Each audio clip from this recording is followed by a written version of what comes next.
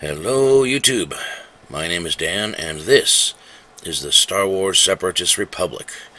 I came across this article that I thought was a good read. How Kathleen Kennedy has turned Lucasfilm into a naked mole rat colony.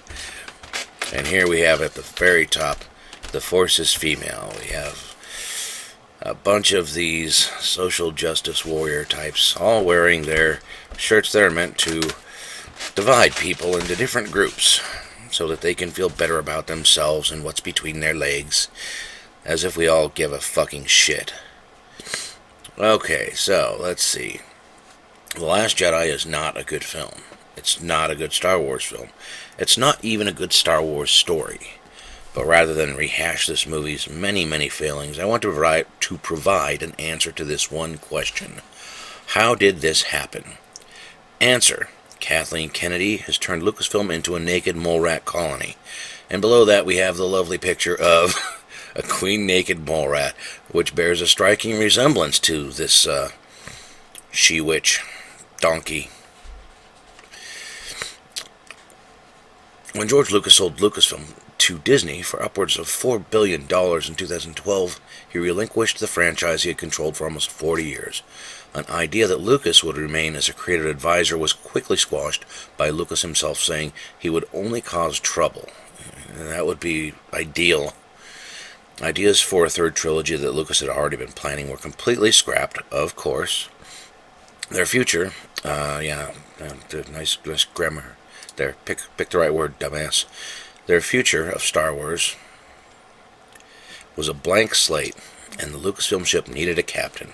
Months earlier, Kathleen Kennedy had already been named co-chair of Lucasfilm by Lucas, and upon the sale to Disney, she was appointed president of Lucasfilm and creative heir to the Star Wars empire. Mistake number one. Kathleen Kennedy has been a successful award-winning producer for over 30 years, starting out as a secretary for Steven Spielberg. She's a secretary, people. That's what she is. She should have stayed to her wheelhouse. She quickly became his trusted collaborator. I wonder how many nights she spent under his desk. She's been a producer on iconic films like E.T., Back to the Future, Indiana Jones, and Jurassic Park. She married producer Frank Marshall, with whom she also has a creative partnership with. Okay, wording, people? Okay. However, prior to ascending to the Lucasfilm presidency, she has been second fiddle to some of the most powerful creative men in Hollywood. Lucasfilm is now Kathleen Kennedy's, and everything the studio produces is hers, including the shit. She is the most powerful woman in Hollywood, via San Francisco, like that makes a difference anyway, and is directing the most lucrative franchise in Hollywood. The Force Awakens was released 3 years after the sale of Lucasfilm to Disney. Things were set in motion quickly. Star Wars veteran Lawrence Kasdan worked on the script. Spielberg-esque J.J. Abrams was brought in to direct, which I thought would be good. I like J.J. Abrams. I liked the movie Super 8. I think he's a good director. Though, as people have pointed out, he's kind of a beta male. Listens a little too much.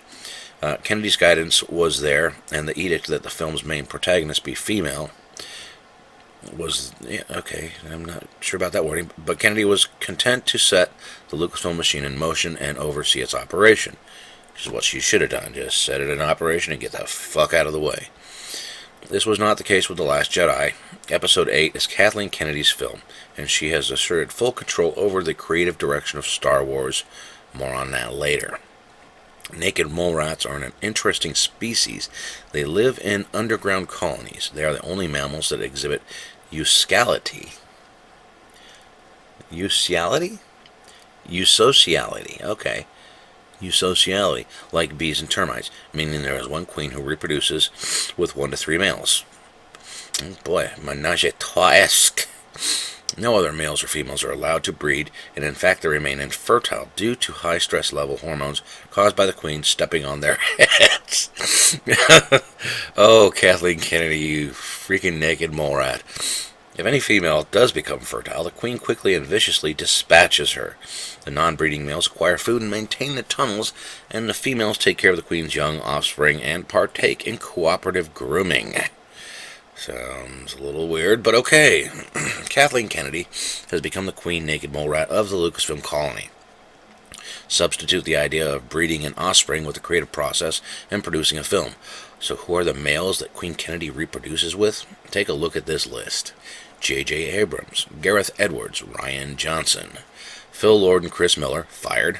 Colin Trevorrow, fired. Ron Howard, Stephen Daldry, rumored. Not sure what that means.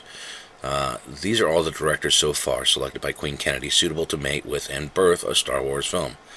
What's missing? With the exception of J.J. and Howard, experience is missing. Recently, Ridley Scott commented that Star Wars movies should be created by more experienced directors. Completely agree with that. I would love to see a Spielberg-directed Star Wars film. I've just always wanted that. And why not? Why not let some of Hollywood's best directors have a crack at Star Wars? Because they are not easily controlled. And as we've seen over the last year, if you don't follow the orders of Queen Kennedy, it's off with your head. Can you name another producer who has parted ways with 2, really 3 directors in the span of a year? During filming. It's unprecedented.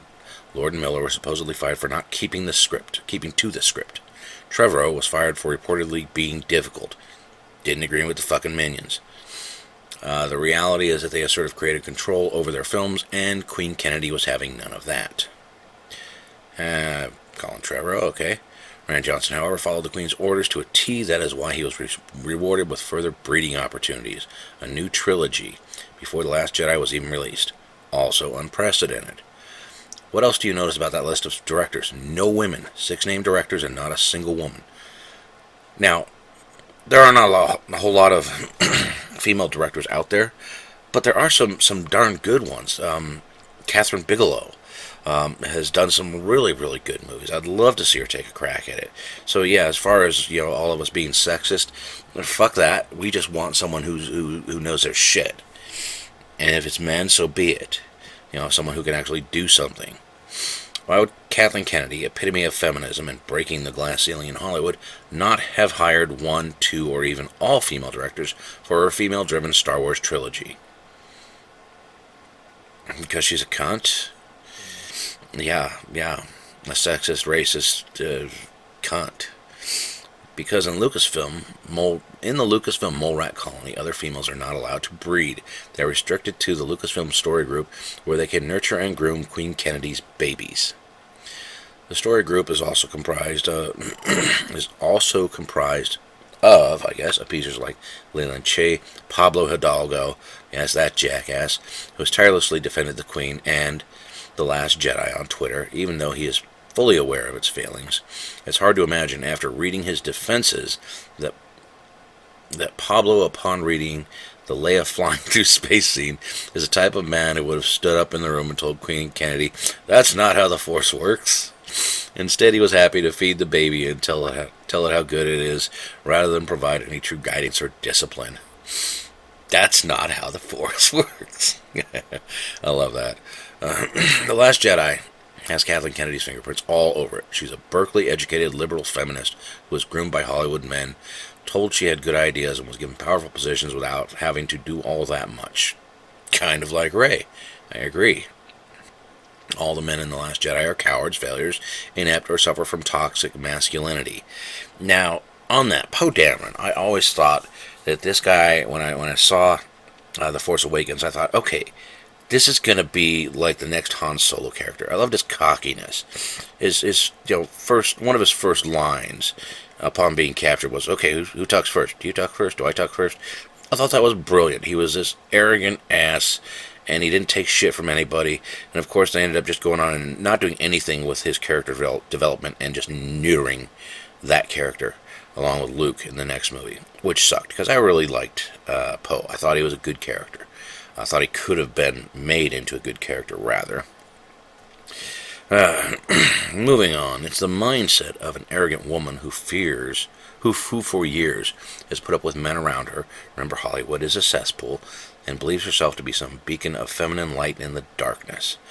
Burning the tree of the Force is setting fire, to the patriarchy. Proofreading's a good thing, people. Agree with what you're saying, but proofread. The subtext of The Last Jedi is very deep and very postmodern. It's a reflection of Queen Kennedy. It's also why that is to destroy what Star Wars meant to us, and why half the audience hates this film. Okay, I disagree with the subtext of The Last Jedi is very deep. It's very shallow, actually. Very shallow. If Star Wars is to survive a now seemingly inevitable decline, rebellious fans must storm the gates and overthrow the Queen. We must resist spending our money on Star Wars. I call for a vote of no confidence in Kathleen Kennedy's leadership. Help us, Bob Iger. You're our only hope. Fire Kathleen Kennedy #. Yeah. Okay. A few typos aside, and a couple of disagreements aside, it's a good article. And I do agree that we need to absolutely vote with our wallets. I didn't see the Han Solo movie, even though I would like to. I was really excited. A lot of people said it wasn't necessary. I thought the idea of seeing the adventures of young Han Solo was awesome. I thought it would be great. I was excited because he's one of my favorite characters. To see how his story evolved from his youth, I thought was great. I thought there was a great story arc there that could have fit right in with the original trilogy. And yet, of course, they completely took and screwed it up. First, by hiring an actor who just wasn't he wasn't up to it. There were so many actors that people have pointed out that looked a lot like Harrison Ford, like young Harrison Ford's, and probably would have been able to pull off that character and done it justice. People say only Harrison Ford can do it. I disagree. I think there's a lot of people out there that could have done a good job with that. Actors, that's what they do. That's what they're there to do. They're there to inhabit a role. And Han Solo's a very well-known role. So I thought that could have been done. For all of their trying to pull this out of the muck, by hiring Ron Howard, who's a great director, a very, very good director, he wasn't able to do it because the faults were on such a deep level. This was just meant to be a turd, and the only way you were going to get around that is if you flushed the turd and started over. And that's just the bottom line. So, anyway, good article. It just shows more of how everybody is pissed off at Kathleen Kennedy. The only people who aren't are, maybe a few millennials who have been inculcated, with this sort of social justice bullshit from college, which all colleges are now, is just they're indoctrination centers for this social justice warrior bullshit and leftism. But anyway, that's it. That was an interesting read, and I look forward to seeing the continual rising of people saying, nope, not my Star Wars #, Kathleen Kennedy, you need to be fired.